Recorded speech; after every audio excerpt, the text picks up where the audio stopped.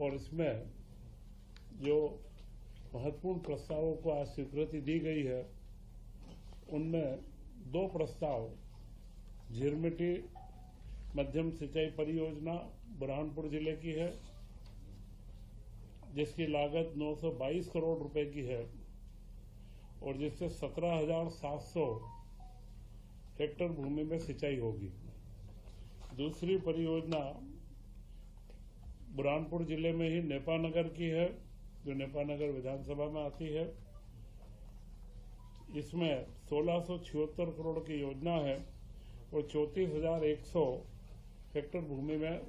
इसकी सिंचाई होगी और 22,600 कृषक परिवारों को इसका लाभ होगा। इन दोनों योजना का महत्वपूर्ण जो परिणाम निकलना है, यह दोनों योजनाएं 2 विधानसभा क्षेत्रों की है और आदिवासी अंचल की है। सारे आदिवासी बंधु इससे लाभान्वित होने वाले हैं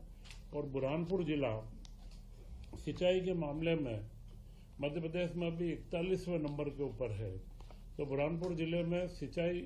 की वृद्धि हो, इसके लिए महत्वपूर्ण योजनाओं की स्वीकृति दी गई है।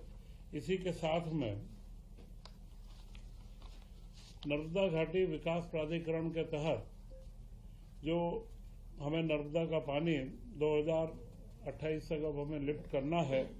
उसके लिए जो हमारी परियोजनाएं चल रही है, वे अभी परियोजना प्रारंभ कर दी गई थी। इसमें एक परियोजना है नर्मदा शिप्रा बहुउद्देशीय परियोजना, जिसकी लागत 2489 करोड़ 65 रुपए है और एक योजना है बदनावर माइक्रो लिफ्ट इरिगेशन योजना, जो 1520.92 करोड़ रुपए की है। इन दोनों योजनाओं को अब Narmada basin project company limited को हस्तांतरित कर दी गई है और जो अभी तक राज्य शासन ने इन दोनों योजनाओं में खर्च करा है, वो उस कंपनी की अंश पूंजी के रूप में कन्वर्ट किया जाएगा। इसका लाभ ये होगा कि इसके बाद में इसका मेंटेनेंस और इससे जो रेवेन्यू प्राप्त करना है, और वह सारा मॉडल यह कंपनी इसको पूरा मेंटेन करेगी और इसका जो उच्च दाब जो लिफ्ट इरिगेशन में मेंटेनेंस एक महत्वपूर्ण पार्ट होता है, तो वह कंपनी इसका पूरा मेंटेनेंस करके और उस पूरे क्षेत्र के किसानों को इसका बराबर समुचित लाभ इसका प्राप्त होगा। इसी के साथ में ग्रामीण सड़क विकास प्राधिकरण का सबसे बड़ा जो कार्य था, इसमें आदिवासी न्याय महाअभियान जो प्रधानमंत्री नरेंद्र मोदी जी का एक सबसे महत्वपूर्ण प्रकल्प है, पीएम जनमन योजना। तो हमारे मध्य प्रदेश में जो हमारे योजनाओं में बेगा, भारिया व सहरिया, इन 3 जनजातियों में 22 जिलों के अंदर निवासरत है, इनके लिए योजना लागू की गई थी और इसमें इसकी निरंतरता का प्रस्ताव दिया गया है, जिसमें इसकी सड़क की 1039 किलोमीटर सड़क और पुलिया 112 है और 795 करोड़ रुपए का खर्च इसमें अनुमानित है।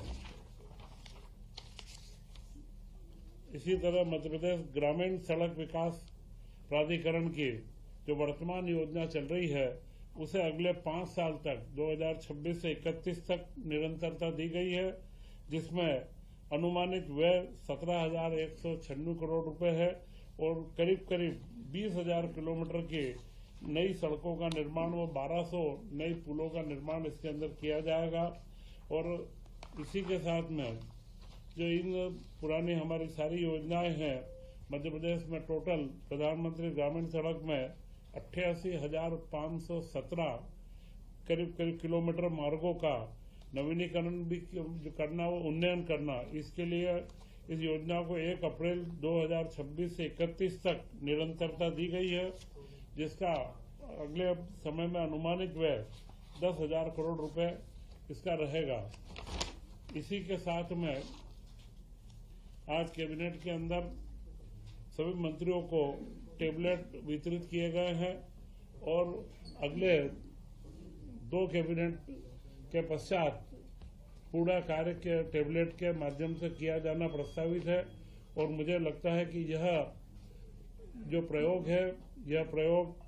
देश के कुछ ही प्रांतों में प्रारंभ हुआ है, उसमें मध्य प्रदेश अग्रणी प्रांत होगा। मुख्यमंत्री डॉक्टर मोहन यादव जी के नेतृत्व में जो हमने 2025 का वर्ष उद्योग एवं रोजगार वर्ष के रूप में मनाया है, अब अगला 2026 का इस वर्ष को कृषि